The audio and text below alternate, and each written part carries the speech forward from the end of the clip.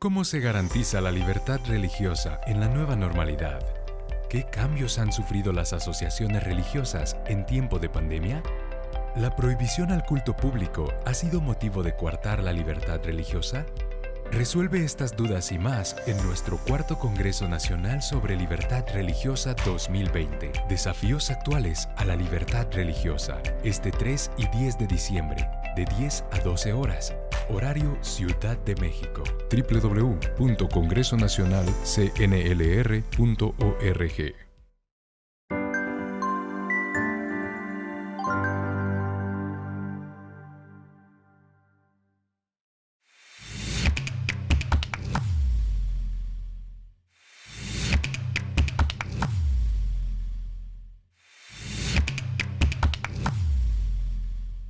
Cuarto Congreso Nacional sobre Libertad Religiosa 2020. Especialistas dialogando el panorama actual, la nueva normalidad y los retos a la libertad religiosa.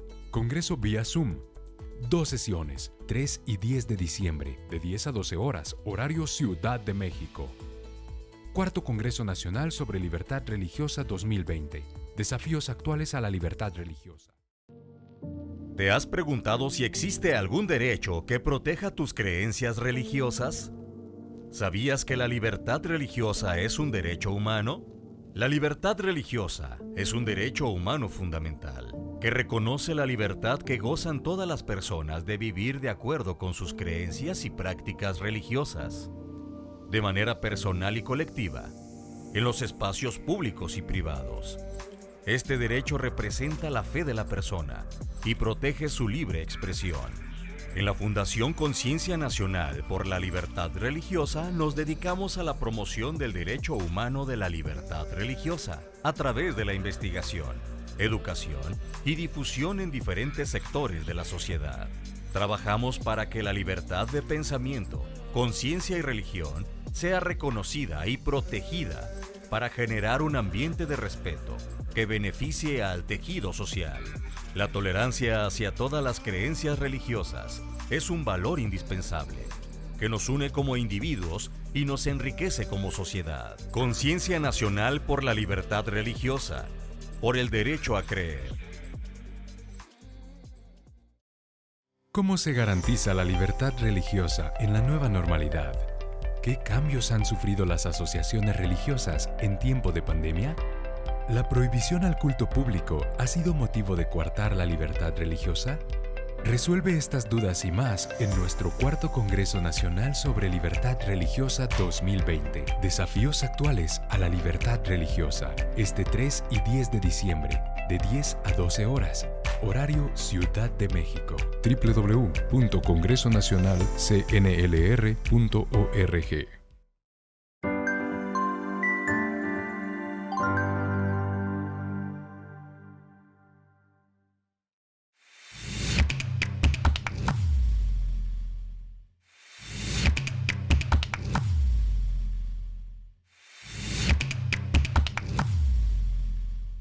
Cuarto Congreso Nacional sobre Libertad Religiosa 2020. Especialistas dialogando el panorama actual, la nueva normalidad y los retos a la libertad religiosa.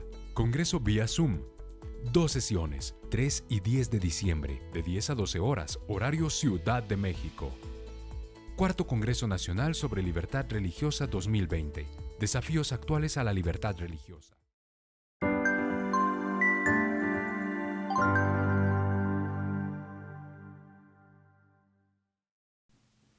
Muy buenos días a todos. Bienvenidos a este cuarto Congreso Nacional sobre Libertad Religiosa 2020. Estamos muy agradecidos que nos acompañen este día en este evento. Durante esta primera sesión estaremos abordando 3 ejes temáticos principales. Hablaremos sobre cómo garantizar la libertad religiosa en esta nueva normalidad. También hablaremos sobre los desafíos actuales a la libertad de expresión religiosa y también abordaremos los avances en materia de colaboración interreligiosa en nuestro país.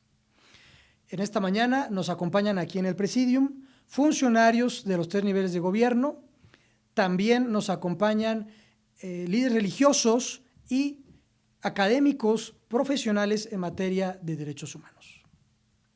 Tenemos el honor de que en esta mañana nos acompaña el doctor Salvador Ordaz Montes de Oca, quien es vicepresidente de la Fundación Conciencia Nacional por la Libertad Religiosa, quien nos dará las palabras de apertura para este evento.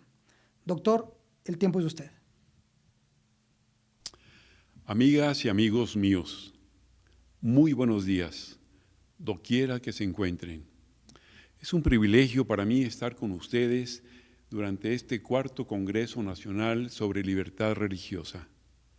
Un magnífico evento que tiene la finalidad de reflexionar sobre la situación actual de la libertad religiosa en nuestro país y también sobre los avances que se han logrado hasta ahora. Me congratulo con la presencia de las distinguidas personalidades que hoy nos acompañan. Me refiero a mis hermanos líderes religiosos de distintas denominaciones, funcionarios públicos y miembros de la academia que compartirán sus importantes puntos de vista con todos nosotros, sus experiencias ricas y diversas sobre el tema que hoy nos convoca.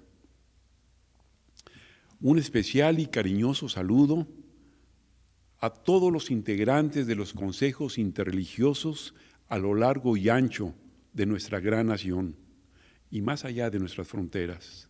Hoy, y a pesar de esta pandemia que nos flagela, nos acompañamos y nos hermanamos a través de la tecnología, pero también a través del Espíritu. Gracias, muchas gracias por su asistencia y su participación. Ahora, si me lo permiten, quisiera abrir la reflexión, el diálogo y las exposiciones que estaremos escuchando en estos 2 días, introduciendo el tema principal que no es otro que el derecho humano de la libertad religiosa y sus implicaciones sociales, jurídicas y públicas, que contribuyen, sin duda alguna, en el desarrollo de toda sociedad. Desde el marco jurídico, nuestra Constitución Política de los Estados Unidos Mexicanos promueve la libertad religiosa en su artículo 24, reconociendo lo siguiente: toda persona tiene derecho a la libertad de convicciones éticas, de conciencia y de religión, y a tener o adoptar, en su caso, la de su agrado. Esta libertad incluye el derecho de participar individual o colectivamente, tanto en público como en privado, en las ceremonias, devociones o actos del culto respectivo. Amigas y amigos míos, nuestra Carta Magna entonces nos indica claramente, sin dudas, sin ambages, que la libertad religiosa va más allá de la creencia religiosa. La libertad religiosa es el ejercicio consciente e individual de elegir o no profesar alguna religión y de practicar sus creencias.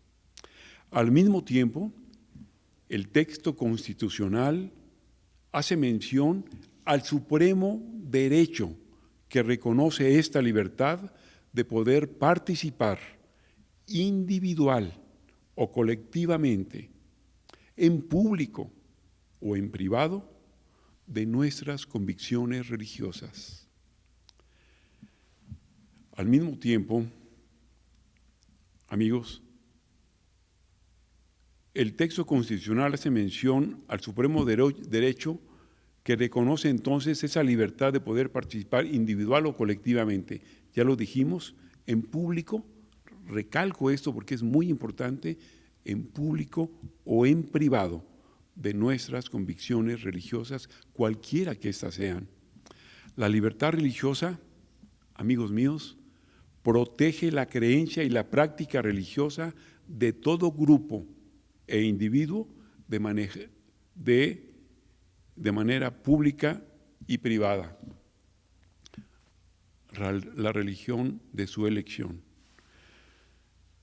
De manera pública, porque reconoce nuestra libertad de unirnos a alguna religión y participar de sus ritos, costumbres y enseñanzas. Manifestar públicamente nuestras creencias jamás debe de ser motivo de discriminación alguna, ni tampoco atenta contra la naturaleza laica de la República. Y de manera privada, porque la libertad religiosa se manifiesta a través de nuestra conciencia, de nuestros valores morales y nuestro deseo de adoptar o modificar nuestras propias acciones. Todo esto, amigos míos, amigas mías, enaltece la dignidad humana, la cual debe ser intrínseca a toda persona y se fundamenta precisamente en nuestra libertad de pensamiento. Además del reconocimiento en nuestra Constitución, México está adscrito a tratados internacionales que buscan defender el derecho humano fundamental de cada individuo de elegir su convicción religiosa, insisto, cualquiera que ésta sea. La propia Declaración Universal de Derechos Humanos, reconocida por 192 países y considerada como la madre o la base de los derechos humanos, en el ámbito, en el contexto internacional, hace un énfasis manifiesto al respeto y a la defensa de la libertad religiosa en su artículo 18, que a la letra dice: toda persona tiene derecho a la libertad de pensamiento, de conciencia y de religión. Ese derecho incluye la libertad de cambiar de religión o de creencia, así como la libertad de manifestar su religión o su creencia individual y colectivamente, tanto en público como en privado, así como por la enseñanza, la práctica, el culto y la observancia de la misma. Amigas y amigos, para efecto del reconocimiento y fortalecimiento de la libertad religiosa, es fundamental fomentar la tolerancia religiosa a fin de garantizar el respeto mutuo entre las diferentes denominaciones religiosas existentes. ¿Para qué? Para conducirnos, para llevarnos hacia la construcción de una sociedad más pacífica, más colaborativa, más solidaria y mucho más humanitaria. Con esa reflexión, amigos míos, me permito declarar iniciado este cuarto Congreso Nacional sobre la Libertad Religiosa 2020 y disponernos a escuchar de especialistas en la materia, de reconocidos funcionarios y de valientes líderes religiosos en sus atinadas opiniones sobre la situación actual de este derecho fundamental que nos conmina y nos llama a luchar por lo que es correcto. Aprovecho para reconocer el trabajo fecundo y creador del Patronato de Conciencia Nacional, presidido por el doctor Sergio Cuevas, y la formidable iniciativa del director general, Cristian Vadillo, y su gran equipo de colaboradores. Sean todos bienvenidos y disfrutemos de este cuarto Congreso Nacional sobre la Libertad Religiosa 2020. Bienvenidos todos. Muchas gracias, doctor Salvador Das Montes de Oca, por esta apertura al evento. Antes de comenzar con nuestras ponencias y participantes, quisiéramos pedir a todos que nos acompañen a ver un video breve. Durante esta pandemia hemos perdido a amigos, familiares e incluso miembros de esta comunidad, miembros de los consejos interreligiosos del país. Hemos preparado este video para honrar la memoria de aquellos que hemos perdido y que se nos han adelantado en el camino. Veamos este video juntos. Durante esta pandemia hemos perdido amigos queridos que lamentablemente se adelantaron en el camino. Honramos a quienes dedicaron su vida a servir a otros, que entregaron su tiempo, talentos y esfuerzo en beneficio de los demás. Oremos por sus familias y por las personas que dejaron atrás. Guardemos un minuto de silencio en memoria de ellos.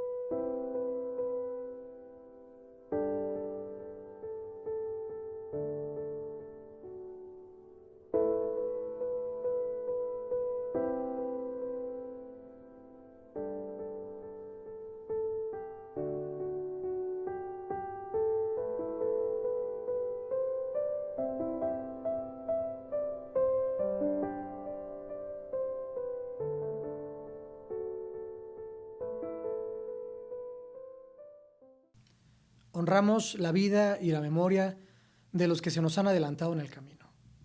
Hemos perdido amigos y amigas valiosos. Esta pandemia nos ha enseñado lo frágil que es la vida, pero también lo grande que son las relaciones que se han podido forjar en las causas comunes. La Fundación lamentamos la pérdida de estos líderes que han sido vitales para promover y defender la libertad religiosa en nuestro país. Les extrañaremos por siempre. Demos ahora paso a comenzar con las ponencias del día de hoy. Nuestro primer participante es el maestro Héctor Humberto Miranda Ansá, quien es jefe de la Unidad de Asuntos Religiosos, Prevención y Reconstrucción del Tejido Social de la Secretaría de Gobernación. Un gusto saludarlos a todos, a todas, a mis colegas y a todos los que nos están siguiendo a través de esta transmisión. El maestro Héctor Humberto Miranda Ansá es licenciado en Filosofía por el Instituto de Filosofía AC. Es bachiller en Teología por la Universidad Javeriana de Bogotá, Colombia. Maestro en Gestión de Empresas de Economía Social por la Universidad Iberoamericana de Puebla. Durante su trayectoria de más de 15 años, realizó asesorías y consultorías y acompañamiento a proyectos de diversas organizaciones sociales y civiles para el fomento del desarrollo comunitario en diversos estados de México. De 2015 a 2018, prestó sus servicios como asesor de proyectos de economía social para la reconstrucción del tejido social y la prevención social de la violencia en el Laboratorio de Innovación Económica y Social de la Universidad Iberoamericana de Puebla, donde también impartió cátedra. Entre sus publicaciones se encuentran los artículos Seguridad Juvenil y la Economía Social en Guerrero, México, colaborando desde la universidad al fortalecimiento de la cohesión social a partir de la economía social y solidaria, y también el artículo Problemática socioambiental de México, claves para revertir el deterioro ambiental. Se desempeñó como director general de Asuntos Religiosos desde diciembre de 2018 hasta abril de 2020, fecha en la cual él fue nombrado jefe de Unidad de Asuntos Religiosos, Prevención y la Reconstrucción del Tejido Social en la Secretaría de Gobernación del Gobierno de México. Maestro, el tiempo es de usted. Muy buenas tardes a todos y a todos los participantes en este Congreso Nacional sobre Libertad Religiosa. Saludo con mucho gusto a todos mis colegas que me acompañan en este presidium y celebro de verdad con mucho entusiasmo la organización de este Congreso. Aprovecho también para enviar un saludo a nombre del subsecretario de Desarrollo Democrático, Participación Social y Asuntos Religiosos de la Secretaría de Gobernación, el contador público Rabindranath Salazar Solorio, quien sigue este encuentro también con mucho gusto. Y celebro sobre todo que se pueda realizar en medio de este tiempo de pandemia. Considero que es muy relevante que podamos abrir este tipo de espacios para poder avanzar en un tema tan fundamental como es la libertad religiosa. Agradezco también al licenciado Cristian Vadillo, director de Conciencia Nacional, por esta invitación, que nos permite establecer un diálogo. Creo que vamos a coincidir con mis colegas, con quienes están escuchando este foro, este congreso, de que el tema de la libertad religiosa es un tema polémico, que habrá debate, pero urgente y necesario de poner en el escenario público. Por eso quiero aprovechar estos minutos de conversación con ustedes para poner sobre la mesa los desafíos actuales a la libertad religiosa que tenemos en nuestro país. Y quiero comenzar diciendo que existe una falsa idea de que la laicidad del Estado atenta contra la libertad religiosa y que por lo mismo, a mayor laicidad, habrá menor libertad y que mientras más libertad religiosa haya, se irá en detrimento de la laicidad. No existe tal contraposición en nuestro país. El Estado laico, al no tener preferencia por ninguna religión, es garante de una libertad para todos y todas. Reitero, Estado laico no es un principio antirreligioso, sino es el marco que nos permite garantizar las libertades de creyentes y de no creyentes. Quiero comenzar con este marco porque el Gobierno de México, entre sus 100 compromisos que presentó al inicio de esta administración, uno de ellos incluye el tema de la libertad religiosa, específicamente el compromiso número 98, que dice expresamente que se garantizará la libre manifestación de ideas y de creencias religiosas y la libertad de prensa. En este gobierno estamos por el diálogo, la tolerancia, la diversidad y el respeto a los derechos humanos. Reitero, el diálogo, la tolerancia, la diversidad y el respeto a los derechos humanos. Y todo esto desde antes de que iniciara la pandemia, pero que se ha agudizado en este escenario que estamos viviendo como un desafío que nos ha invitado a tener nuevas respuestas a las preguntas que ya compartíamos. Por eso nos parece relevante comentar que desde la Secretaría de Gobernación hemos logrado una adecuada coordinación con los estados, sobre todo con los enlaces que llevan la relación con los grupos religiosos, para poder avanzar en este respeto a la libertad religiosa, a partir, por supuesto, de esta coordinación con las comunidades religiosas. Ahora bien, quiero dar un paso más, porque también quiero aprovechar este espacio para poder plantear el enfoque desde el cual se está avanzando en los caminos de la libertad religiosa en México.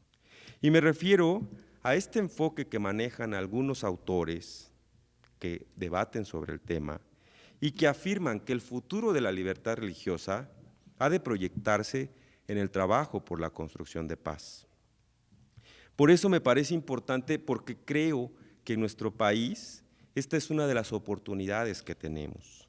¿Cómo podemos lograr generar estrategias de colaboración que posibiliten que todos los actores de la sociedad, entre ellos las comunidades religiosas de nuestro país, puedan articularse para abonar a la construcción de paz y la reconstrucción del tejido social?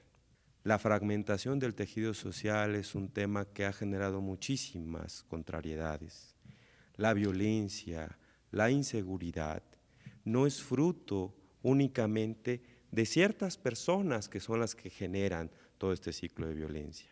La mirada actual, más bien, busca poner el acento en qué hicimos o dejamos de hacer todos los que formamos parte de nuestro país.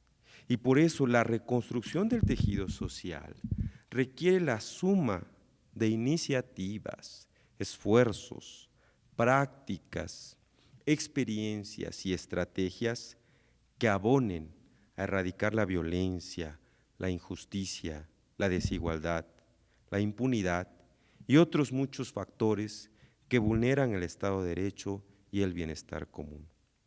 Esta reconstrucción del tejido social abona a la construcción de paz en un cambio de estrategia que nos lleva a buscar intervenciones mediante redes de articulación de los diversos actores de la sociedad para la construcción de paz.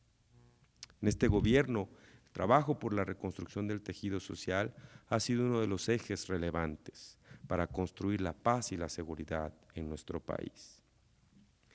En este marco es que el aporte de las comunidades religiosas a la construcción de paz y la reconstrucción del tejido social en México es importante. En el marco de un Estado laico, porque la labor que ellas realizan es fundamental en algunos procesos para poder resolver muchas de las problemáticas que compartimos. Quiero mencionar algunos de estos ejemplos que hoy se están implementando ya en nuestro país, en donde se han logrado estrategias de colaboración, se están construyendo modelos de intervención, en donde se logra atender situaciones urgentes a través de una adecuada coordinación entre los distintos niveles de gobierno, entre los actores de la sociedad civil y entre también las comunidades religiosas como actores para avanzar en estos procesos. Señalo algunos de ellos. La Brigada Nacional de Búsqueda, una iniciativa que ha articulado a muchos organismos, muchas instituciones, muchas personas en un tema que compartimos todos, que es la búsqueda de las personas desaparecidas. El Gobierno de México tiene una estrategia. Hay una Comisión Nacional de Búsqueda y existen diversas comisiones estatales que colaboran a esta tarea. Pero el desafío es enorme. Y estas brigadas han contribuido a atender esta situación. Pues bien, esta brigada, la última de ellas se realizó en febrero en Veracruz, en la zona norte. Esta brigada tiene un eje de iglesias y comunidades religiosas. Es un eje interreligioso que posibilita que en esta tarea tan delicada pueda haber un trabajo muy importante para poder avanzar en los procesos de búsqueda de personas desaparecidas. Hemos empezado a diseñar una colaboración en el estado de Veracruz, en algunos municipios de la región, para que a partir de este trabajo que realizan y también con el aporte que la Dirección General de Asuntos Religiosos de la Secretaría de Gobernación pueda realizar, se pueda lograr un proceso de reconstrucción del tejido social con las familias, en las comunidades, para abonar a este tema. La Comunidad Teológica de México es otro ejemplo. La Ciudad de México, con la experiencia que han ido desarrollando, han podido generar modelos para acompañar la reinserción de jóvenes, de adolescentes. Es un tema también que me parece compartimos como urgencia, cómo atendemos a los niños, niñas y adolescentes, cómo atendemos a los jóvenes. Y en esta búsqueda de estrategias de cooperación con la comunidad teológica hemos comenzado a desarrollar también un modelo en donde han intervenido autoridades del gobierno de la Ciudad de México junto con comunidades religiosas para poder desarrollar metodologías de reinserción con jóvenes. Es un esfuerzo que está en camino, pero al cual vemos con mucho entusiasmo por lo que se puede lograr. De igual manera, Cadena, una asociación civil de la comunidad judía, ha logrado, a partir del modelo de formación en construcción de paz, desarrollar distintas intervenciones y con ellos también hemos ido implementando algunas sinergias, sobre todo para formar a comunidades en un enfoque de construcción de paz que los convierte en protagonistas de estos cambios. Iglesias por la Paz, con Justicia y Dignidad, una organización que reúne a diversas comunidades religiosas y que cada año tienen una semana en torno al Día Internacional de la Paz para poder contribuir a este gran desafío que tenemos. En fin, menciono algunas de estas iniciativas. En Acapulco, la Universidad Loyola ha generado toda una serie de proyectos, de programas para fortalecer la economía de las familias a partir de modelos de economía social. El Centro de Investigación y Acción Social por la Paz, una organización civil también de inspiración creyente, ha podido generar distintos procesos en varios estados del país con buenos resultados. Y me gustaría, para terminar de mostrar estos ejemplos, una iniciativa que me parece es muy relevante porque puede inspirar en otros lugares a generar modelos similares. Me refiero al Consejo Michoacano para la Construcción de la Paz y la Reconciliación. Una iniciativa que ha llevado su tiempo, pero que ha estado también muy impulsada por un líder religioso católico, arzobispo de Morelia, presidente de la SEM, Carlos Garfias Merlos, que ha impulsado, pero también que ha contado con el respaldo, el apoyo, la contribución de muchos otros actores sociales de la sociedad civil, organizaciones académicas, organizaciones empresariales, y que dio lugar a que en marzo de este año, a través de un decreto publicado en el Periódico Oficial del Estado, se creara el Consejo Michoacano para la Construcción de Paz y la Reconciliación. Un consejo que ha elegido trabajar en 4 líneas de trabajo: la prevención de adicciones, el acompañamiento a víctimas de la violencia, la educación para la paz y la economía social y solidaria. En el fondo, es una instancia que articula muchos esfuerzos de actores locales que están buscando contribuir a la construcción de paz, que tiene un anclaje directo con el gobierno estatal a través de este consejo que ha sido creado por decreto y que también cuenta con el respaldo del gobierno federal para impulsar estas líneas de acción. Nos parece que este trabajo, si bien comenzó en 2019, en septiembre, justo en el aniversario de las explosiones que tuvieron lugar en Morelia un 15 de septiembre, hoy, poco más de un año después, cuenta ya con un equipo de 50 consejeros que están impulsando estas líneas de trabajo. Una coordinación adecuada que está apuntando a resultados que abonarán a la reconstrucción del tejido social. Todo esto que hoy comparto también ha sido oportunidad de compartirse en las jornadas interreligiosas por la paz. La última que realizamos fue en septiembre de 2020, el Día Internacional de la Paz, y en donde pusimos en común distintas comunidades religiosas con organizaciones de la sociedad civil y con otros actores sociales, todas estas iniciativas que se están desarrollando a lo largo del país. Nuevamente, en el marco de la estrategia Creamos Paz. En fin, quiero ir cerrando estos ejemplos que quiero compartir con ustedes. Existen algunos más en nuestro país, pero me parece relevante conocerlos porque de esta forma podemos continuar construyendo alternativas similares que posibiliten ir coadyuvando desde lo local, desde los territorios a la construcción de paz. Y todo esto en el marco de una libertad religiosa que apunta hacia esa colaboración. Con todo, y ya para ir concluyendo, me gustaría dejar sobre la mesa 3 elementos fundamentales. Ideas que me parece compartiremos, pero que pongo también sobre la mesa para el debate. Lo primero, que la libertad religiosa innegablemente ha de estar emparentada con el principio de laicidad, sobre el cual también se ha ido construyendo nuestro país, y que ha posibilitado que la autonomía de lo político frente a lo religioso garantice las libertades del conjunto de la población. Esta es una idea fundamental desde la cual estamos impulsando estos procesos. ¿Por qué? Porque no obstante lo que acabo de decir, los esfuerzos que los gobiernos de los distintos niveles realizan para enfrentar los enormes desafíos que enfrentamos, como la corrupción, como la violencia, como la impunidad, como la pobreza y la desigualdad, se podrían ver robustecidos con la cooperación de las comunidades religiosas en este marco de laicidad. Por lo mismo, y con esto cierro, esta colaboración para la construcción de paz y la reconstrucción del tejido social no ha de ser consecuencia de una concurrencia en torno a determinadas creencias religiosas. Hay que ser muy claros en esto.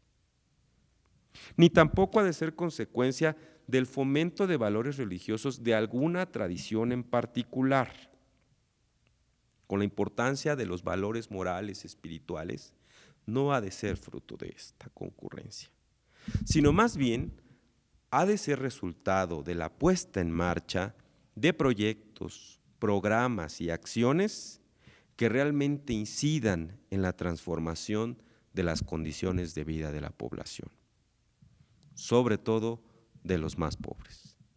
Me parece que es un desafío que compartimos, que es un desafío que tenemos que asumir y poner manos a la obra, porque esto abonará a construir una sociedad más democrática en donde el respeto a los derechos humanos, el respeto a la libertad religiosa permanezca vigente.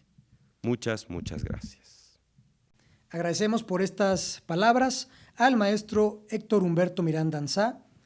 Y ahora daremos el tiempo al doctor Alberto Patiño Reyes, quien es catedrático de la Universidad Iberoamericana. Muy buenos días a todos, muchísimas gracias. Buenos días. El doctor Alberto Patiño Reyes es doctor en Derecho por la Universidad Complutense de Madrid, calificación sobresaliente cum laude. Cursó la maestría en Derecho Constitucional y Ciencia Política en el Centro de Estudios Constitucionales del Reino de España. Actualmente es profesor investigador del Departamento de Derecho de la Universidad Iberoamericana Santa Fe, Ciudad de México. Es miembro del Sistema Nacional de Investigadores Nivel 1. Es integrante del Consorcio Latinoamericano de la Libertad Religiosa, de cuya directiva él es vocal, así como miembro del International Consortium for Law and Religious Studies y de la Asociación Nacional de Doctores en Derecho, Colegio de Profesionales AC. El tiempo es de usted, doctor. Quiero expresar mi agradecimiento a Cristian Vadillo, director de Conciencia Nacional, por la invitación, por estar el día de hoy compartiendo con ustedes unas reflexiones acerca de un asunto de interés para los participantes de este congreso, que es el estado de la libertad religiosa y de conciencia, especialmente de la objeción de conciencia durante y después de la pandemia. También hago un saludo muy afectuoso a los integrantes del Presidium, a los funcionarios, a las autoridades, a los líderes religiosos que nos acompañan el día de hoy. Dividiré mi exposición en tres partes. En la primera, abordaré la situación jurídica de la libertad religiosa y de conciencia derivada de esta crisis sanitaria. En un segundo momento, aludiré a la imposición de los nuevos derechos durante la pandemia y para finalizar haré un breve esbozo del ataque a la libertad religiosa y de conciencia durante la pandemia también en el derecho comparado. Empezaré entonces con el punto número 1. Situación jurídica de la libertad religiosa y de conciencia durante la pandemia y su proyección después de la pandemia. El sentido común indica que toda restricción a la libertad religiosa y de conciencia, como a cualquier otro derecho fundamental, para la salvaguarda del derecho a la salud durante los acontecimientos recientes, ha de ser justificada y proporcionada, entendida como una disposición necesaria y no solo como algo útil o conveniente. Por ello, solamente las autoridades expresamente facultadas por la ley pueden imponer esas restricciones. De lo contrario, sería un abuso de poder. En mi opinión, esa es la realidad experimentada en México en contra de la libertad religiosa y de conciencia durante la pandemia, que ésta se ha caracterizado por un abuso de poder en contra de la libertad religiosa por las restricciones impuestas a la misma. Como todos sabemos, la Constitución y los tratados internacionales de derechos humanos que ya se han incorporado al ordenamiento jurídico mexicano establecen límites a las restricciones impuestas a los derechos y libertades de las personas. En materia de salud, solamente el Consejo de Salubridad General y los gobernadores de los estados son autoridades en la materia. Sin embargo, estos últimos han abusado de su facultad de emitir decretos para restringir derechos fundamentales, sin tomar en cuenta las legislaturas estatales. Y si alguna otra autoridad intenta poner cortapisas a la libertad religiosa, tendrá que fundamentar y motivar ese acto de molestia. Solo por citar algún ejemplo, las autoridades municipales, argumentando asuntos de protección civil, han cometido abusos imponiendo restricciones que no han sido avaladas por las legislaturas locales. Restricciones al ejercicio del culto en templos y espacios destinados para ese fin.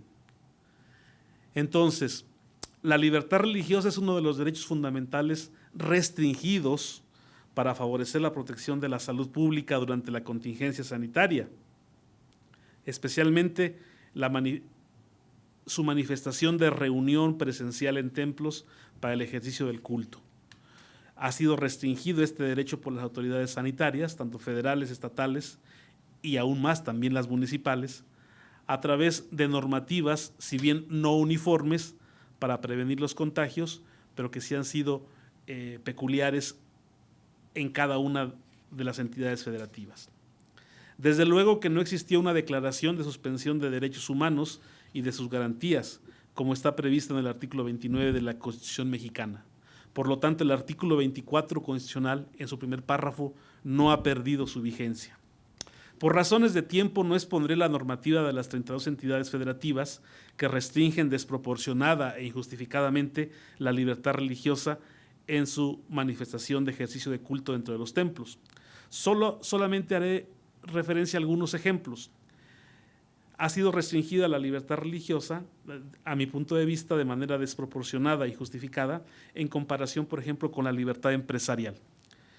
Para ilustrar el abuso al que me he referido, cito el caso del municipio de Abasolo, Nuevo León, cuyo ayuntamiento emitió la declaratoria de emergencia, en cuya disposición quinta, numeral segunda, dice: se ordena el cierre de bares, cantinas, centros recreativos, centros nocturnos, centros sociales, cervecerías, clubes sociales, billares, cabarets, instruyéndose a la Secretaría del Ayuntamiento para que lo comunique sin demora a los interesados. Asimismo, para que inspeccione y en su oportunidad determine el cierre temporal de otros establecimientos como oficinas, empresas, comercios, restaurantes, restaurantes, lugares de culto religioso y cualquier otro que se considere que congrega personas. En el estado de Guanajuato también, el 27 de marzo, el Ayuntamiento de Irapuato aprobó un acuerdo por el cual se suspendían actividades de establecimientos no esenciales. Entre ellos figuraron los lugares de culto, con el argumento de cumplir disposiciones de protección civil.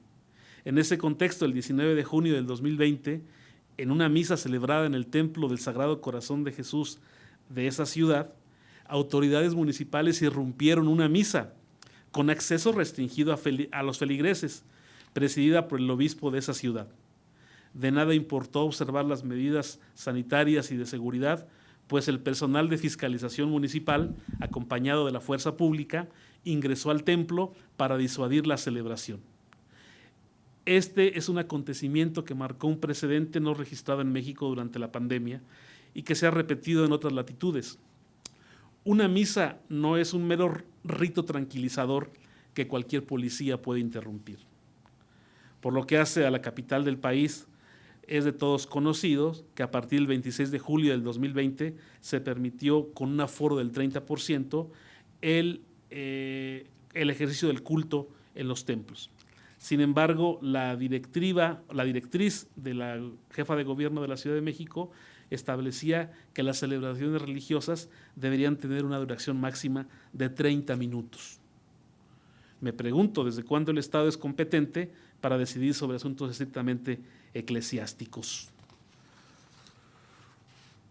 Otro caso es el de Chihuahua, donde el 31 de agosto del 2020 el gobierno de esa entidad publicó en el periódico oficial el acuerdo por el que se prohibían las celebraciones como sacramentos, tales como bautismo, primeras comuniones y bodas, así como las celebraciones de 15 años, con el argumento de que generan fiestas.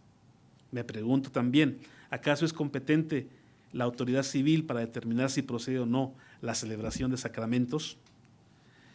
Por su parte, también el Comité Central de la Comunidad Judía en México, el 27 de agosto, anunció nuevas reglas para eventos sociales en salones de fiesta, para lo cual redujo el aforo de 100 personas, el 30% en los salones donde se celebran estas, lo que resulte menor, para bodas, bar mitzvah, brit milov o fiestas similares, no permitiéndose las pistas de baile, ni mazal tov, ni bailes similares.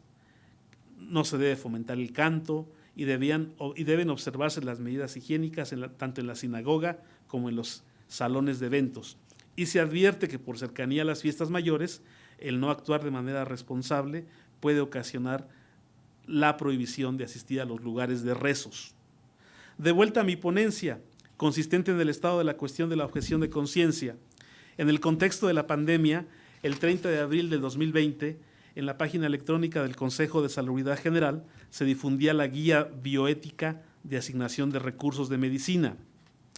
Esta guía bioética generó una polémica muy importante, ya que la guía consistía en asignar recursos escasos ante el dilema de elección para decidir cuál vida salvar. Por ejemplo, a quién darle un respirador artificial. Por ello, el personal médico debía orientarse de acuerdo con esto. Primero, en pacientes similares, la solución se dejaría al azar. Segundo, en casos de pronósticos idénticos, pero con diferencia de edad entre los pacientes, en ese supuesto se introdujo el principio de salvar la mayor cantidad de vidas por completarse, optando por otorgar el recurso escaso, por ejemplo, un respirador, a la vida de la persona más joven sobre el adulto mayor.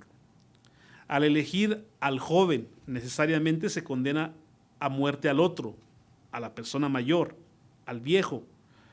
El principio referido es un argumento cuantitativo y no cualitativo, ya que reduce el valor de la persona solo a la cantidad de años que pueda vivir, aunado a los perjuicios en torno a la vejez de quienes han dejado de ser productivos. Por tanto, al elegir a un joven sobre un adulto mayor, es un asunto ético y jurídico, ya que implica la violación ética profesional, además del potencial conflicto en la conciencia del personal médico al obligarlo a actuar contra sus convicciones personales, ya que el argumento de que la novedad es preferible sobre lo antiguo es falaz. Otro no menos grave derivado de esa elección es la posible comisión de un homicidio en grado de tentativa. En otro asunto, he de insistir que hace un año el gobierno mexicano refrendó en la cumbre de Nairobi sobre la Conferencia Internacional de Población y Desarrollo su compromiso para establecer una política de población humanista que disminuya la mortalidad materna y que combata los decesos por abortos inseguros. El subsecretario de Derechos Humanos y Población y Migración en ese entonces de la Secretaría de Gobernación, Alejandro Encinas, participó a nombre de la delegación mexicana. Y para lograr ese objetivo se insistió y se pactó buscar el acceso a la atención integral, a la anticoncepción de emergencia y a la interrupción legal del embarazo. En congruencia con ese compromiso, apenas el 20 de abril del 2020 se publicó el lineamiento para la prevención y mitigación del COVID-19 en atención del embarazo, parto, puerperio y de la persona recién nacida por la Secretaría de Salud del Gobierno Federal. Y ahí se dice: todas las mujeres embarazadas con sospecha o diagnóstico confirmado de COVID-19, incluyendo quienes se encuentren en aislamiento domiciliario, deben tener acceso a los servicios de calidad, incluyendo atención obstétrica, neonatal, aborto seguro, en los marcos previstos por la ley, anticoncepción posevento obstétrico, prevención y atención de la violencia y apoyo psicosocial o en la salud mental. Asimismo, es fundamental garantizar el acceso a la información clara y veraz para la toma de decisiones en el marco de los derechos sexuales y reproductivos.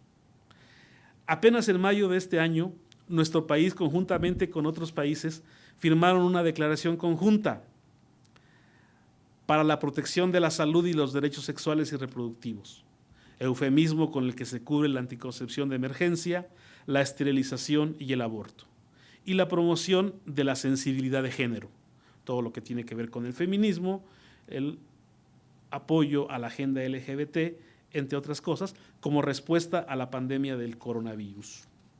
Entonces México firmó este compromiso para garantizar, entre otras cosas, la salud sexual y reproductiva, que no es otra cosa más que el aborto al considerarlo como una actividad esencial.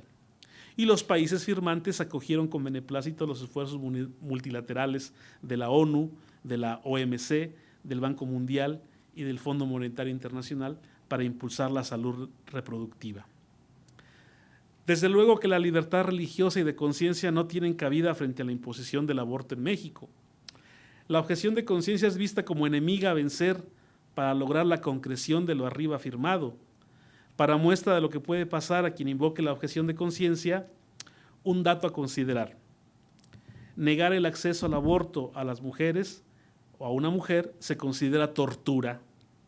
Por ejemplo, en junio de 2019 en Aguascalientes, un juez de distrito concedió la suspensión en contra de actos de la Secretaría de Salud Estatal a través de un amparo indirecto interpuesto por el quejoso denominado Morras Asociación Civil para la interrupción del embarazo por violación a una menor de edad.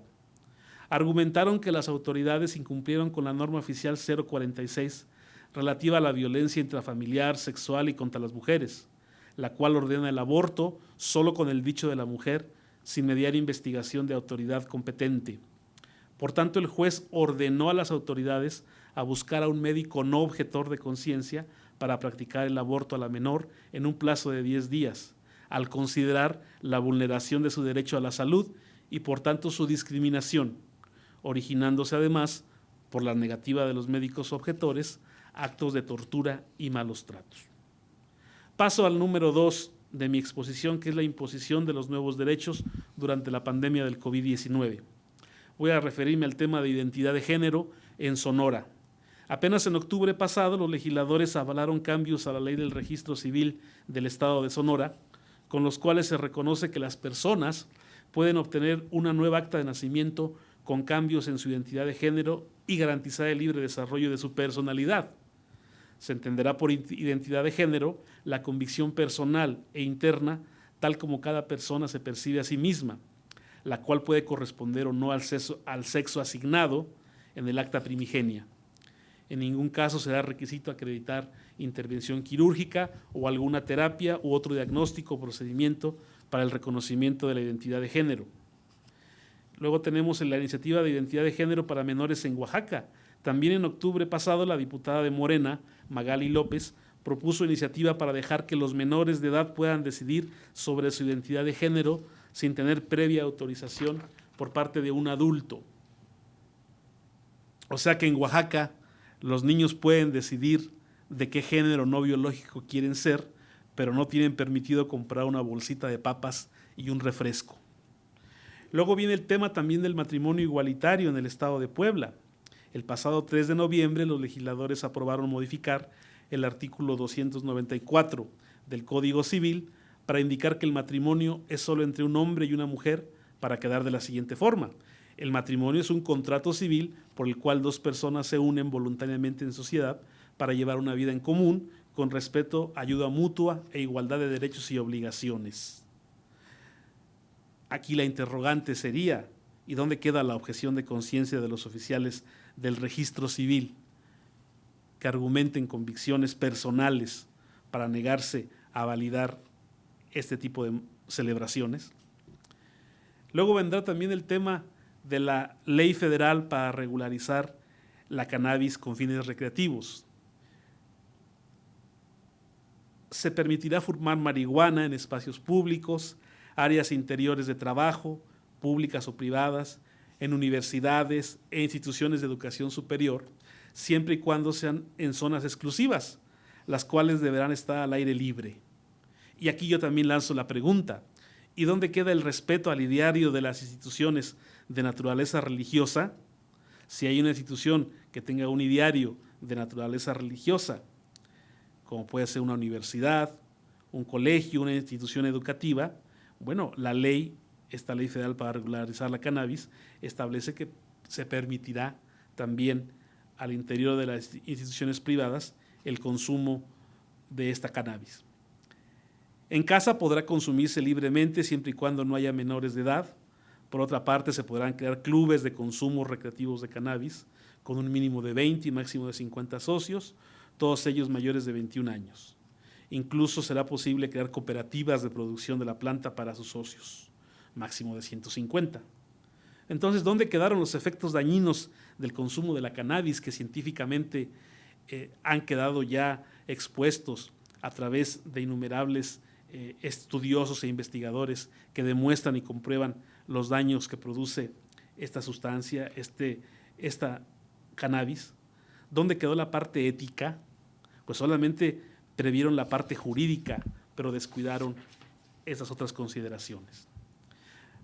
Por último, el número 3, ataque a la libertad religiosa y de conciencia en el derecho comparado durante la pandemia. Voy a hacer referencia a la objeción de conciencia a celebración del matrimonio de personas del mismo sexo en Costa Rica. El artículo 24 del Código de Familia de Costa Rica establece que tanto los jueces de lo civil como los notarios están facultados para la celebración del matrimonio civil en Costa Rica. Cabe señalar aquí un dato de trascendencia. Desde el 26 de mayo de este año es legal el matrimonio de personas del mismo sexo en Costa Rica con fundamento en una resolución, la 1278-2 de 2018, de la Sala Constitucional de la Corte Suprema de Justicia costarricense, por la cual se declaró inconstitucional el artículo 14.6 del Código de Familia, que prohibía explícitamente el matrimonio entre personas del mismo sexo.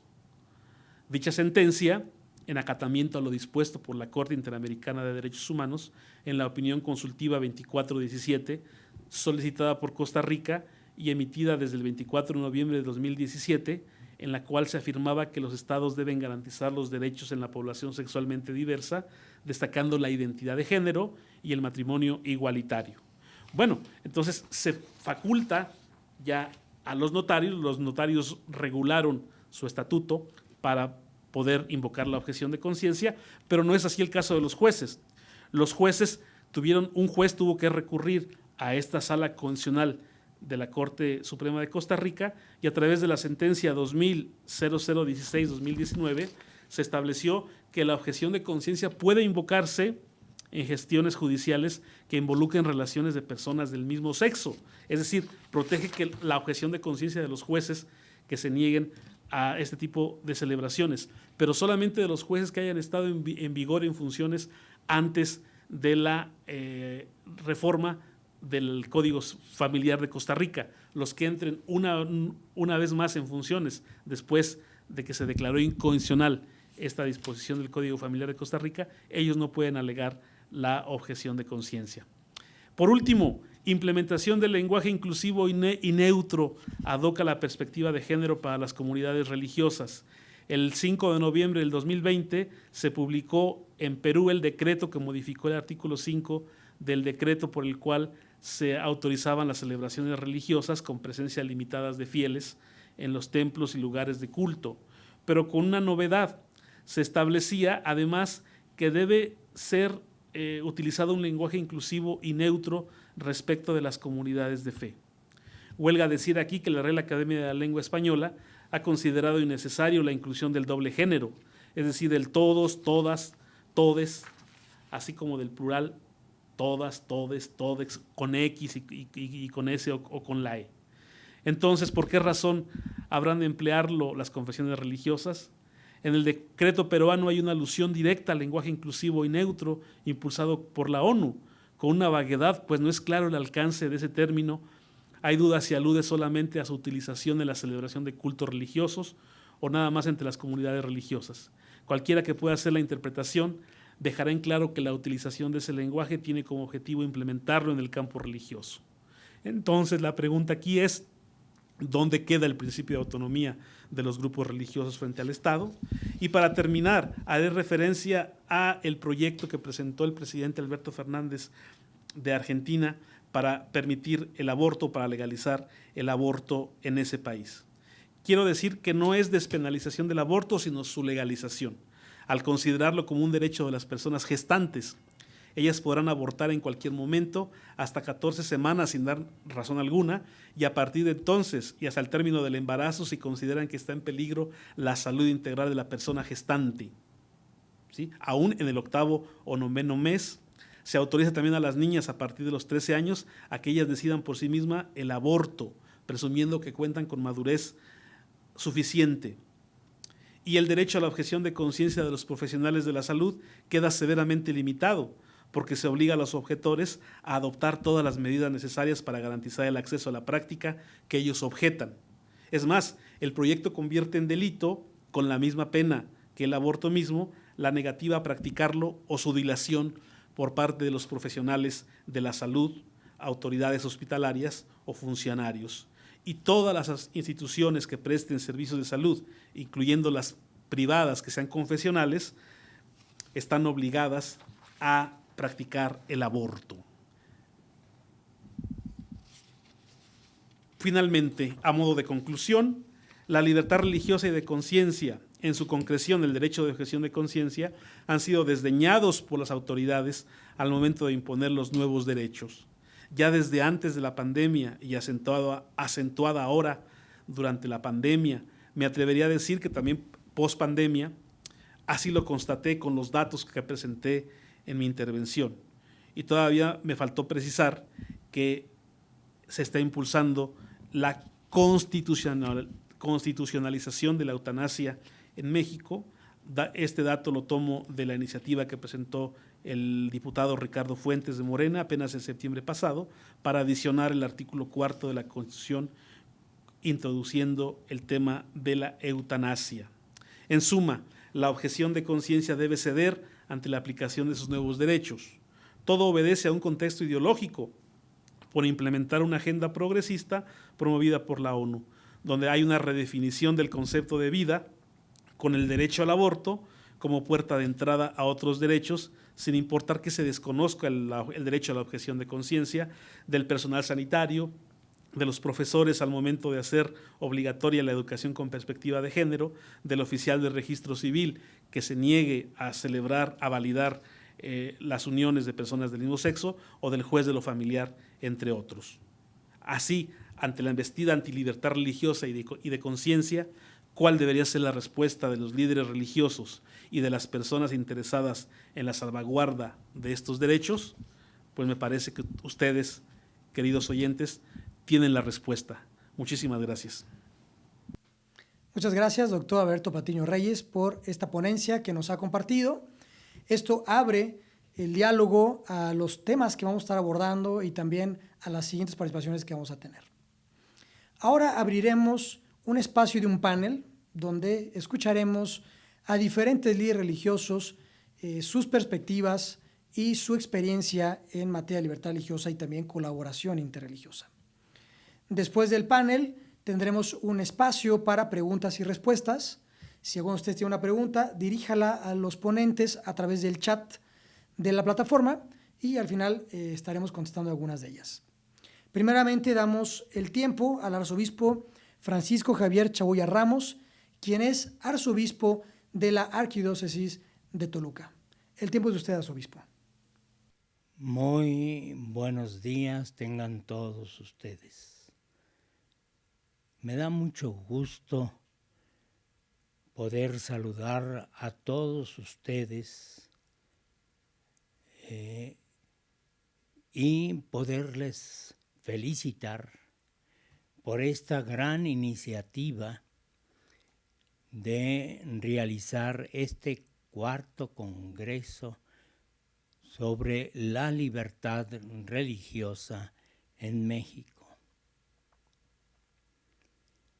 Ahora lleva por título los grandes desafíos que tiene la libertad religiosa. Me parece que estos grandes desafíos que nosotros estamos viviendo se convierten en unos excelentes retos que tenemos que asumir y vivir. Yo únicamente quiero tomar dos grandes desafíos. El primero de ellos es el desconocimiento de la gran mayoría de nuestro pueblo sobre la libertad religiosa. Es cierto, fuimos educados en un pueblo en donde se llevaba o se vivía esta tolerancia religiosa, o había una convivencia pacífica, pero que tuviéramos nosotros o viviéramos libremente esta libertad religiosa, que es un derecho fundamental para todo hombre, que la viviéramos así con esa conciencia plena, México estaba muy lejos de poderla vivir. Pero los tiempos han cambiado y ahora es necesario que nosotros seamos realmente promotores, que llevemos a nuestro pueblo a un conocimiento profundo y respetuoso sobre este derecho humano que toda persona tiene, libre para creer, libre aún incluso para no creer en una religión, libre para poderla expresar, libre de poderla vivir profundamente. Es necesario que nosotros asumamos este reto y podamos enseñar a nuestro pueblo este gran derecho. Hay un dicho muy popular que dice: no amas lo que no conoces. Y si en realidad nuestro pueblo desconoce lo que significa este derecho, por lo tanto, entonces, le es indiferente vivirlo o no vivirlo. Por eso es fundamental que empecemos nosotros a promover este conocimiento, a salir de la ignorancia. Y tenemos que empezar por nosotros mismos, los pastores, los que estamos viviendo estas asociaciones religiosas, por llevar a nuestros fieles, a nuestra gente, a este conocimiento pleno. Primero, que conozca lo que es este derecho fundamental. Segundo, que lo ame, que lo valore. Tercero, que lo comparta, que vaya respetando ciertamente lo que cada persona quiere vivir, lo que cada persona quiere expresar, aún incluso los ateos, los que no creen en Dios o aquellos que no quieren saber nada de Dios. Tenemos que amarlos y respetarlos. También ellos tienen ese derecho de hacerlo. Pero hay otro desafío que nosotros también tenemos o que estamos viviendo y que también se convierte realmente en un gran reto.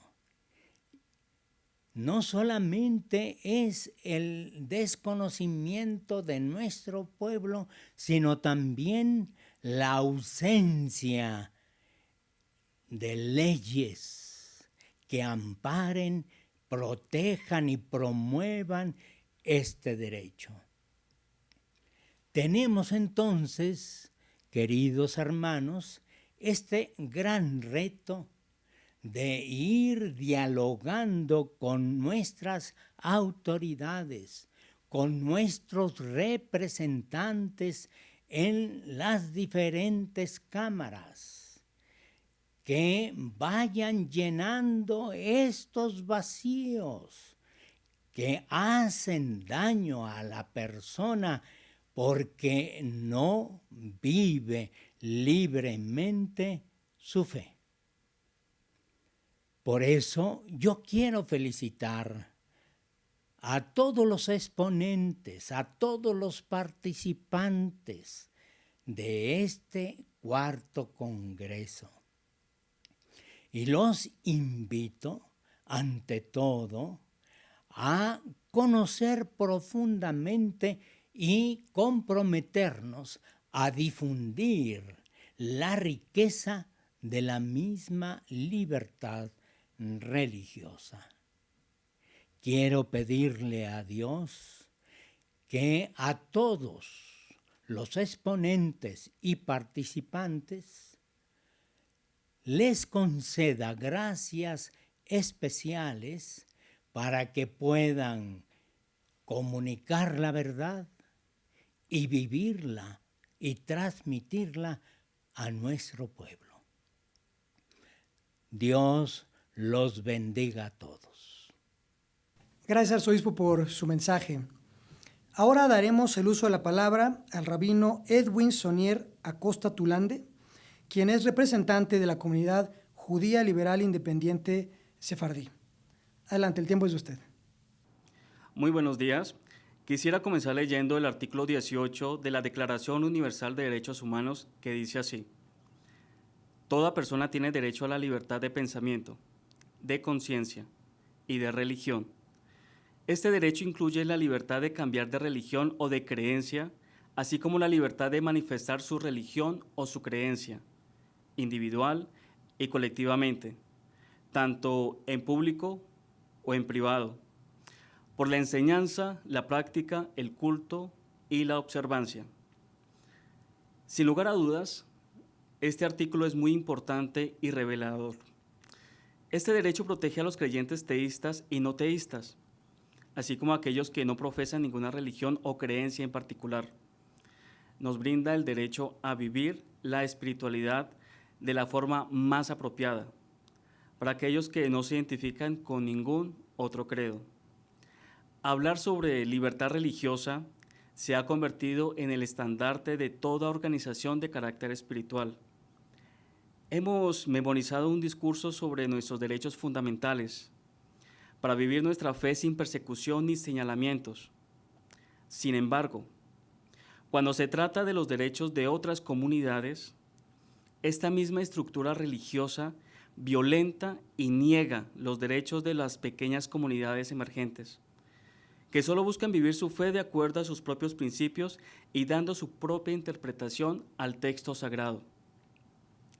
Lamentablemente, durante este proceso surge un enemigo colosal llamado fundamentalismo religioso, en donde algunas organizaciones creen tener el derecho de calificar a los demás etiquetándolos como falsos cristianos, falsos judíos, falsos musulmanes, creando una red de desprestigio en todos los ámbitos, desde la literatura, las redes sociales, páginas web, declaraciones oficiales y la descalificación en los púlpitos, con el objetivo de frenar a los apóstatas y herejes que no están de acuerdo o no comulgan con los lineamientos de su propia organización, olvidando prácticamente que desde un comienzo, cuando su fe tuvo sus inicios en la historia, en aquellos momentos también eran considerados apóstatas, tal vez, que traían algo completamente novedoso. Sin embargo, con el tiempo fueron creciendo y se convirtieron en instituciones prestigiosas y respetadas por las demás denominaciones. Este fundamentalismo religioso es destructivo y es el principal agente excluyente que busca poner fin a lo que considera herejía en su denominación, pero hipócritamente exige para sí mismo el respeto, la tolerancia, el derecho a vivir su fe sin restricción alguna, mientras que, debajo de la mesa, violenta sin el menor escrúpulo los derechos de otras religiones. Esta forma de violencia religiosa ha hecho que se autodenominen egocéntricamente en los dueños absolutos de la fe, dejando a un lado la humanidad e incluso su propia espiritualidad, sin tener presente que es Dios mismo el dueño de toda expresión religiosa, que es el dueño absoluto de nuestra fe y que Él nos ha dado la libertad de vivir una espiritualidad liberadora y no una fuente de ingresos para enriquecer nuestras arcas personales. Es momento de actuar, de poner punto final ante la persecución religiosa. Esta persecución que se vive dentro de nuestras instituciones de fe. Es momento de crear conciencia y evitar más ataques a esta libertad. Es hora de vivir la diversidad en el marco del respeto y la tolerancia.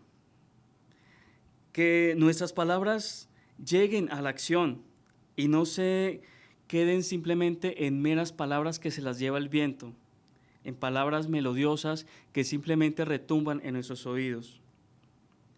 Es momento de empezar a respetar las diferencias religiosas de los demás. Debemos trabajar en la concientización de las mismas organizaciones que forman parte de los consejos interreligiosos.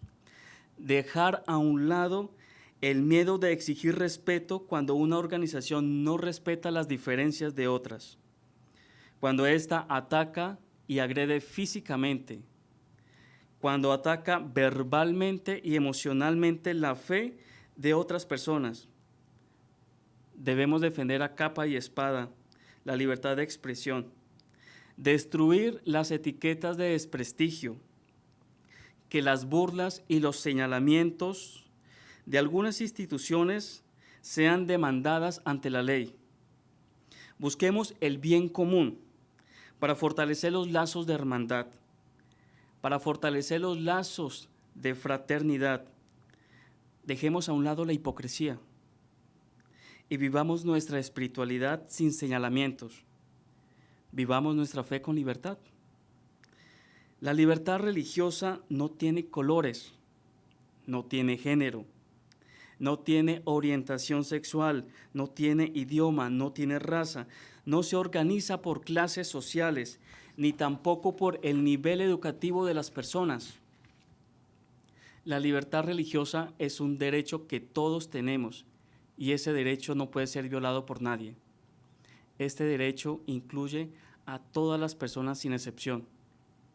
Hacemos un llamado a las entidades religiosas y gubernamentales de todos los países que trabajemos juntos y atendamos el llamado de auxilio de las personas que son perseguidas por sus creencias religiosas, que no solamente las religiones tradicionales tienen derechos, también las comunidades emergentes, aquellas que buscan vivir su espiritualidad.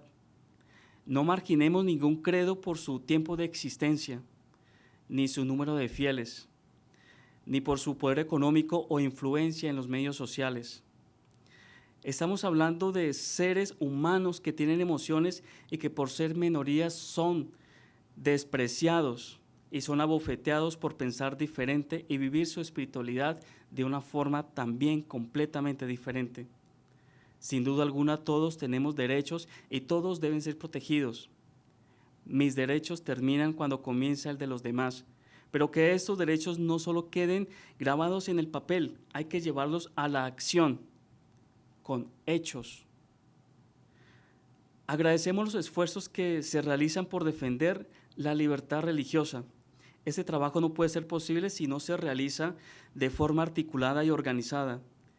Quienes defendemos esta libertad tenemos un camino largo por recorrer, pero nuestros esfuerzos harán eco en la sociedad y será el motor principal para llevar nuestra civilización a la unidad, donde nuestra principal riqueza será la diversidad en el marco del respeto y la tolerancia y la hermandad. Muchas gracias. Muchas gracias al rabino Edwin Acosta Tulande por su mensaje y estas palabras. Daremos ahora el tiempo a la maestra María de Lourdes Gutiérrez Mancera, quien es representante de la Iglesia Luterana ante el Consejo Ecuménico de México y quien también es abogada y maestra en Derecho Penal. El tiempo de usted, maestra.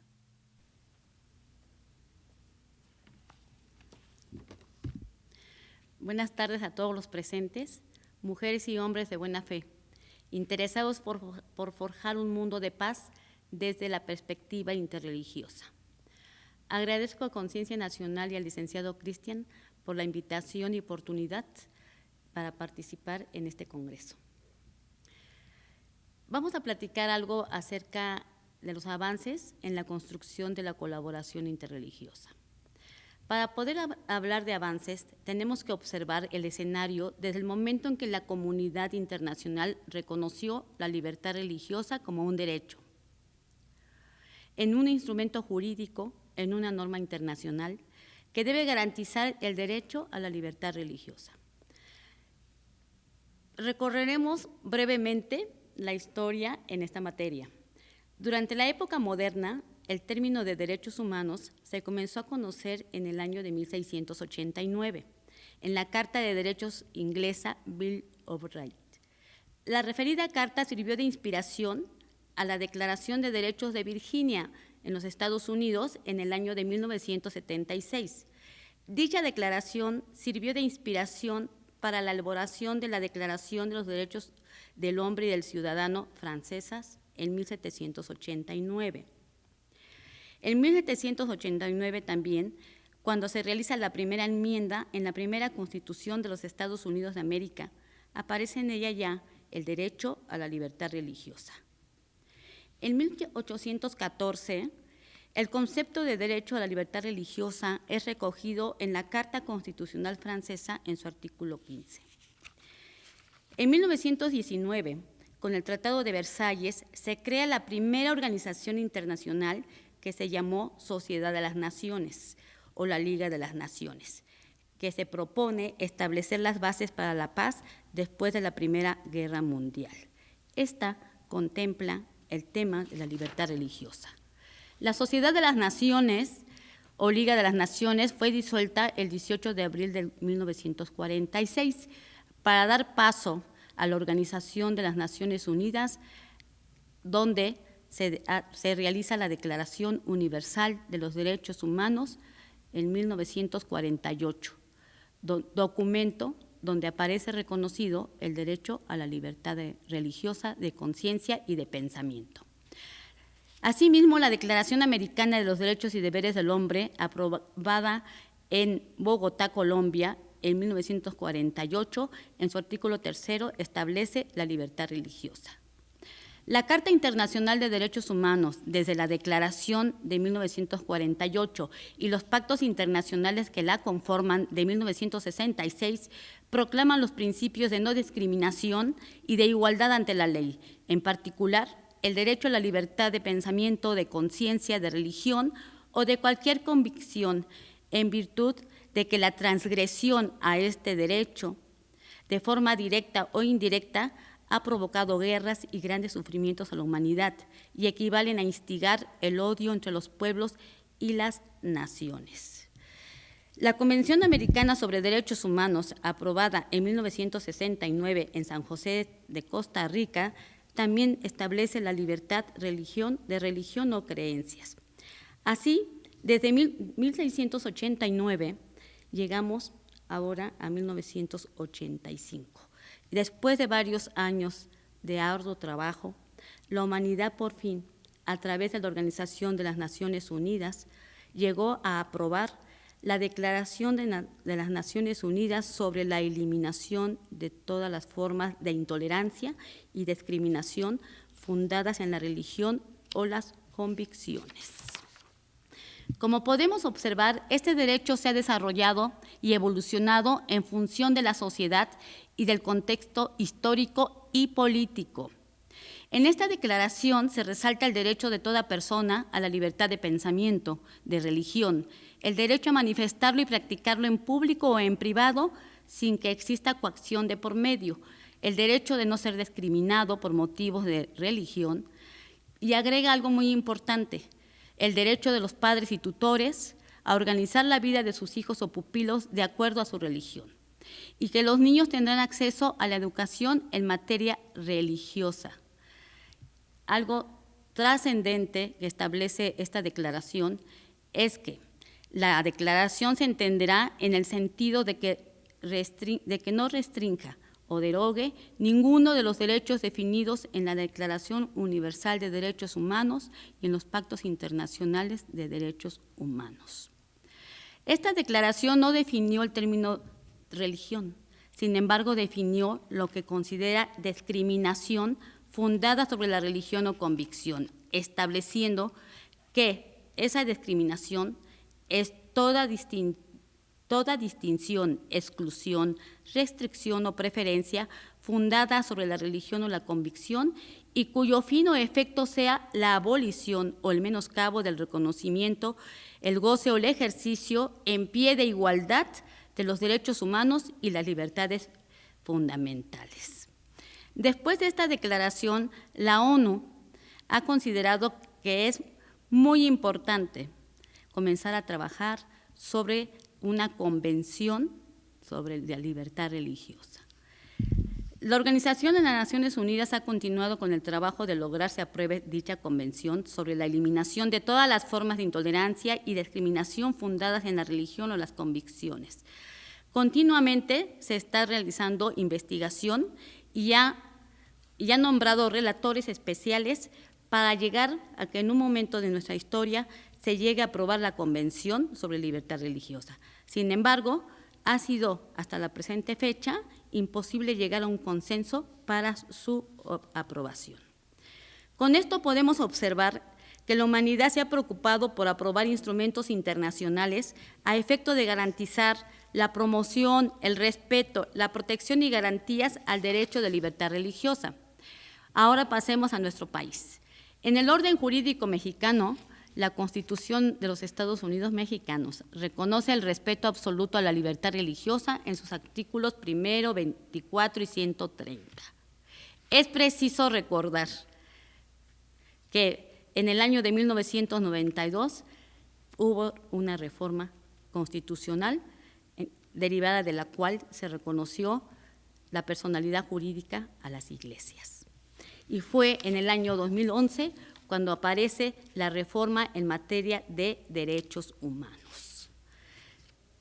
Hay que detallar que en 1992 la Ley de Asociaciones Religiosas es un avance en el sistema jurídico mexicano para garantizar, procurar y cumplir con el respeto a los derechos humanos. Con dichos párrafos podemos decir que ha habido avances en la materia de reconocer el derecho a la libertad religiosa. Sin embargo, no debemos olvidar que en pleno siglo XX hubo persecución y intolerancia religiosa en contra de los judíos. Y actualmente nos encontramos con una violación total a los derechos humanos en materia de libertad religiosa con el exterminio de cristianos en Medio Oriente.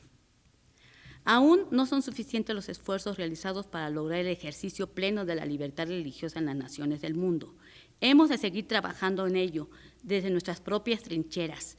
Es cierto e ineludible que la historia nos anima con los avances que se han logrado y se seguirán logrando, ya que estos son el reflejo del trabajo incansable de generaciones humanas de las cuales somos el eslabón que nos une con las nuevas generaciones. Gracias. Muchas gracias a nuestros panelistas por sus mensajes, sus palabras.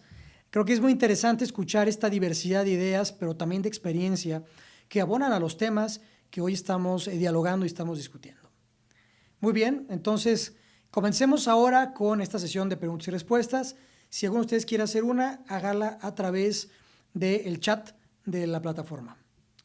La primera pregunta va dirigida al arzobispo Francisco Javier Chaboya Ramos y dice, ¿cuál ha sido su experiencia en trabajar y colaborar con el Consejo Interreligioso? Yo te respondería realmente con el corazón.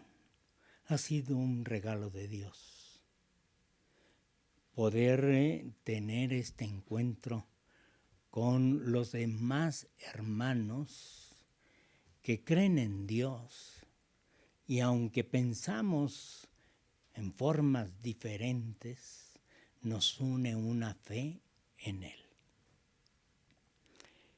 Y mi respeto a los pastores, a los diferentes líderes religiosos que están participando en el Consejo, por su seriedad, por su compromiso, por su testimonio, por su fe, por su liderazgo.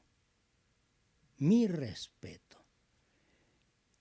Yo me he llevado un gran ejemplo de ellos, de escucha, de apertura y, ante todo, de respeto a la diferente fe de cada uno de nosotros. Me siento orgulloso de haber dicho sí a este encuentro con los hermanos. Y respeto el liderazgo que llevan y su participación en la misma sociedad y los invito también a los que no pertenecen a que participen con el mismo respeto y seriedad. Ciertamente habrá algunos que no podrán participar porque no están registrados o porque tienen otras intenciones que no son las de conducir a una verdadera comunidad en el respeto y en el amor y en la coherencia. Pero aún así los invitamos a un diálogo fraterno y sincero, abierto para buscar en sí y poder vivir esta libertad religiosa. La siguiente pregunta está dirigida al maestro Héctor Humberto Miranda Ansá y la pregunta dice, ¿qué acciones se realizan desde el gobierno federal para proteger y garantizar la libertad religiosa? Qué bueno que me haces la pregunta para precisarlo. Primero que nada, tenemos esta interlocución con las comunidades religiosas, con las distintas representaciones que hay en nuestro país. Tenemos una apertura total, una adecuada coordinación con el Consejo Nacional para prevenir la discriminación y eso nos permite ir tomando el pulso de lo que las comunidades religiosas van planteando en el país. Pero también esta colaboración que estamos buscando con las comunidades y la colaboración interreligiosa, queremos sobre todo que pueda ser a partir de la generación de estos proyectos, programas y acciones que abonen a la reconstrucción del tejido social. Eso es algo muy local que requiere sumar los esfuerzos que ya están realizando muchas comunidades que se dan en el marco del Estado laico, que no tienen que ver con promover determinadas creencias, sino con buscar el bienestar de la población, el bienestar de la comunidad. Y desde ahí buscar unas sinergias que posibiliten colaborar para mejorar las condiciones de vida de la población. En eso estamos avanzando, tenemos distintas estrategias que nos han permitido ya ir avanzando en algunos proyectos y desde ahí es que queremos continuar colaborando a esta colaboración interreligiosa con las comunidades de México. Otra pregunta interesante que tenemos y que además ha sido recurrente, dice, ¿cuál es el desafío más grande de la libertad religiosa en México? Y va primeramente dirigida a la maestra María de Lourdes Gutiérrez Mancera. El desafío más grande es que grupos adversos a la libertad religiosa pretenden interpretarla contradiciendo los derechos humanos. Y es algo muy importante lograr y hacer que todos los miembros de la comunidad internacional y de Latinoamérica, obviamente incluido, pues visualicen lo importante que es el principio de relación entre los derechos humanos, pero no de contradicción entre ellos. Entonces, ese es un desafío muy importante. ¿Por qué? Porque derivado de esa interpretación pueden surgir, en lugar de libertad religiosa, nuevamente revertirlo y poder limitar nuestra libertad, pues, en materia religiosa. Entonces, ese es un desafío que creo que las naciones debemos trabajar para efecto de que instruir en la sociedad, ¿sí? En la sociedad, que no tienen que chocar los derechos. Los derechos humanos, claramente lo dice la Declaración Universal, no tienen que chocar entre ellos. No se puede violar un derecho humano invocando otro derecho humano. Desde mi perspectiva, eso es el desafío más fuerte que tenemos en este momento. Muchas gracias, maestra de Lourdes Gutiérrez Mancera. También quiere contestarnos algo sobre esta pregunta el rabino Edwin Sonier Acosta Tulande. Son muchos retos lo que presenta la libertad religiosa, porque tenemos que empezar también a atacar las estructuras de fe que hay en este momento, que viven una especie de fundamentalismo religioso, en donde señalan a las demás personas o a los demás credos de que no son lo suficientemente cristianos, no son lo suficientemente judíos, no son suficientemente musulmanes para vivir su espiritualidad. Realmente es un trabajo de crear conciencia y de crear respeto. Y luchar contra este tipo de estructuras y de etiquetas es algo completamente difícil, porque es algo que se encuentra completamente arraigado dentro del corazón de estas personas. Es una tarea maratónica, pero no es una tarea difícil. Cuando implementamos o utilizamos los recursos que tenemos a nuestra disposición, como las leyes mexicanas que protegen la libertad religiosa, también los derechos universales de los seres humanos, también nos permiten a nosotros tener herramientas para poder trabajar y de esa forma llegar y crear conciencia y también luchar por la libertad no solo de nosotros, sino de todas las personas que realmente lo necesitan. Entonces es básicamente eso, atacar las estructuras que se encuentran en este momento arraigadas en algunas instituciones religiosas que desprestigian a las demás. También nos compartirá algo sobre esto, sobre el desafío más grande de la libertad religiosa en México, el doctor Alberto Patiño Reyes. Bueno, el mayor desafío a la libertad religiosa actualmente son los nuevos derechos que se están imponiendo, que se imponen a rajatabla y que precisamente van en contra de la libertad religiosa. Lo mencionaba ahora durante la ponencia. Por ejemplo, el tema del lenguaje neutro o del lenguaje inclusivo que se está empezando a implementar también para el sector religioso en el Perú. Ahora, si no hablas con la E, si no dices todas, todex, todos, todas, o sea, si no usas ese lenguaje inclusivo o lenguaje neutro, pues eres homófobo, eres intolerante, no estás ad hoc con los nuevos derechos, y ahí viene un riesgo. Otro tema, también yo lo mencionaba, pues el aborto, se impone el aborto y se corta toda posibilidad, se hace que la objeción de conciencia sea imposible de realizar, incluso se criminaliza al médico objetor de conciencia. Entonces creo que estos nuevos derechos atentan contra la libertad religiosa y es uno de los riesgos más, para mí, más sentidos, más palpables, más visibles, que tiene que ver con la libertad religiosa. Y también, yo diría, incluso involucra a los no creyentes, a los creyentes desde luego, pero también a los no creyentes, porque estos nuevos derechos se imponen para toda la sociedad y se están imponiendo incluso a una costa de los creyentes y de los no creyentes. Muchas gracias a todos por sus respuestas.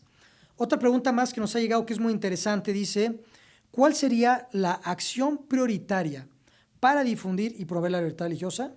Y está dirigida al doctor Alberto Patiño Reyes. Adelante.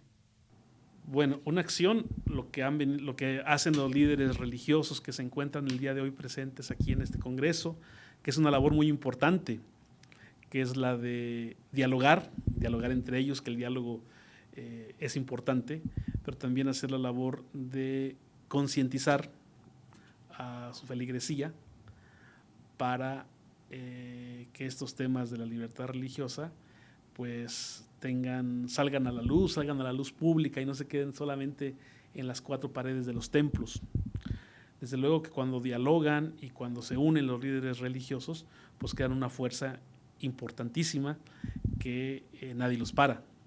Pero cuando se pelean, cuando se enemistan, cuando no dialogan, pues es cuando aprovechan esa división, esa debilidad, otros grupos, otras personas, pues que quieren imponer, como decía, estos nuevos derechos o esta ideología que está imponiéndose en México y en otras partes del mundo.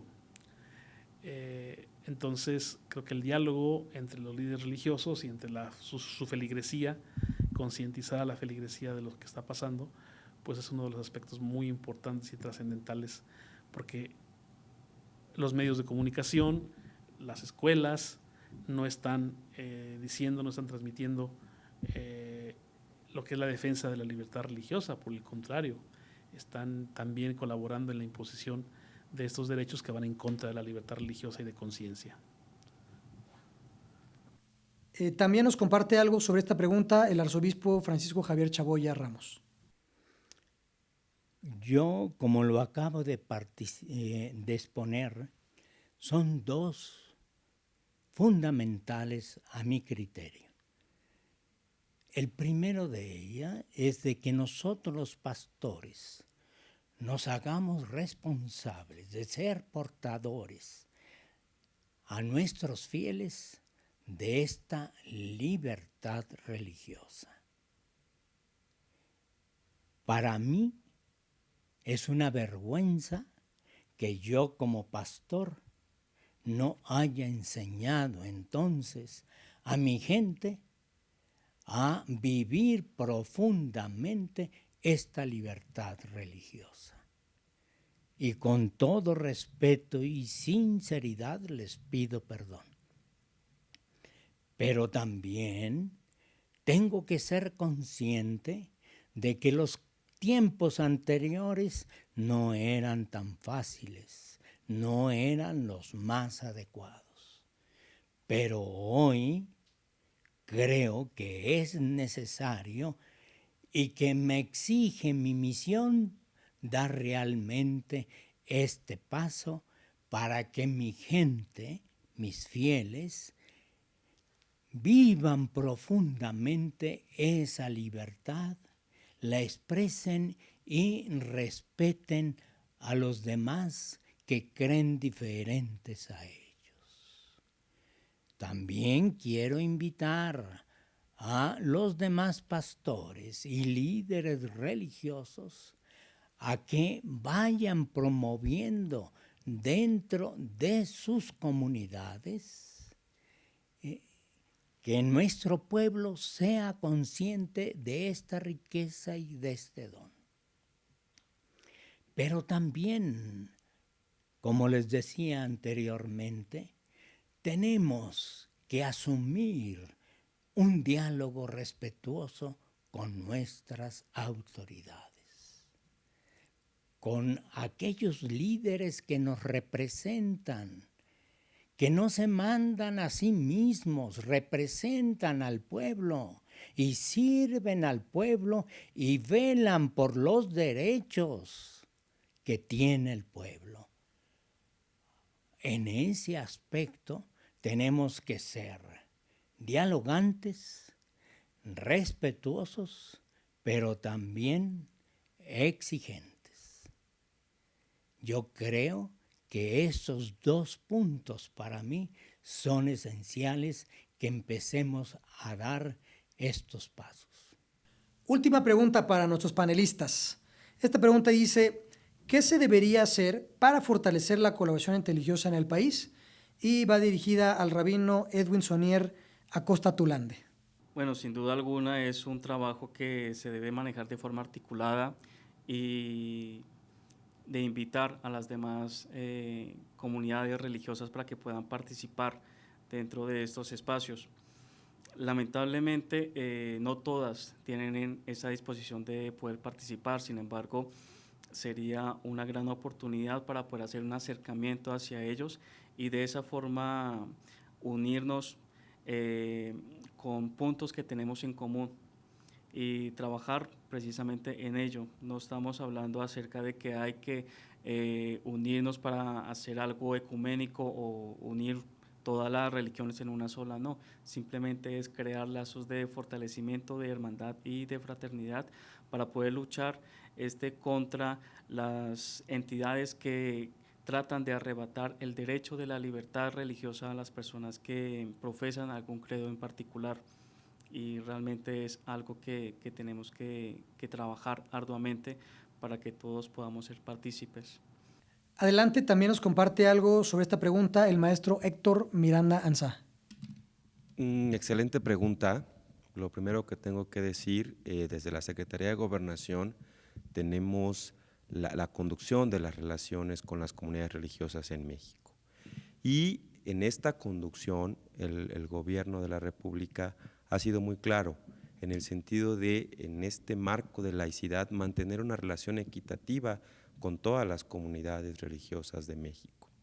Esto se ha logrado a partir de una interlocución muy directa, hay que decirlo, con las comunidades religiosas, con los líderes, en una apertura total, garantizando la seguridad jurídica de las asociaciones religiosas que por ley nos corresponde, pero también a través de una estrategia de vinculación con todos los estados. Hemos logrado, durante estos 2 años, establecer una red muy coordinada de todos los enlaces estatales que llevan los asuntos religiosos en los estados. Tenemos una reunión al menos mensual para poder revisar los temas que urgen tanto en los estados como a nivel nacional. Y eso nos ha posibilitado que en esta interlocución con las comunidades, ahí donde están en territorio, de las problemáticas que surgen, de las distintas situaciones que emergen de manera continua, podamos mantener una comunicación adecuada, estable y que permita resolver las múltiples necesidades que están en el tema. Entonces, en el marco del respeto a los derechos humanos, la libertad religiosa, buscamos respetarla, cuidarla a través de estas acciones. Muchas gracias a nuestros panelistas y ponentes por sus respuestas y también gracias a ustedes por sus preguntas que nos han hecho llegar. Es muy interesante reconocer este presidium que hoy tenemos. Es un presidium diverso. Tenemos, por supuesto, líderes religiosos, también funcionarios públicos y académicos. Creo que hoy hemos escuchado diferentes perspectivas y también conocimientos sobre la materia. Hemos abordado los temas, estos ejes temáticos, desde diferentes puntos de vista, así que vale mucho la pena observar y reconocer esta diversidad que hoy nos ha unido y nos ha conjuntado en este evento. Queremos ir concluyendo ya este evento, queremos invitarlos la próxima semana a que se conecten a la segunda sesión de este congreso. Lo pueden hacer a través de la misma liga que ya recibieron para unirse a esta sala. Y les queremos invitar que no se lo pierdan, porque además de que tendremos otros panelistas y ponentes, tendremos la presentación del libro más actual en materia de libertad religiosa en el país. Este libro se publicó el mes pasado, el mes de noviembre, del autor, el doctor Javier Saldaña Serrano, y fue publicado por el Instituto de Ciencias Jurídicas de la UNAM. Entonces será muy interesante, tendremos un conversatorio con él y escucharemos precisamente esto, cuál es la perspectiva de la libertad religiosa en el México de hoy. Así que los invitamos a que no se lo pierdan, conéctense. Por favor, si hay alguna otra pregunta que ustedes quieran hacer, háganla a través de nuestras redes sociales o de nuestro correo de contacto, donde estaremos, por supuesto, tenemos mucho gusto de poderlas contestar a ustedes. Así que los invitamos a que se conecten la próxima semana también y les mandamos un fuerte saludo y un abrazo a todos.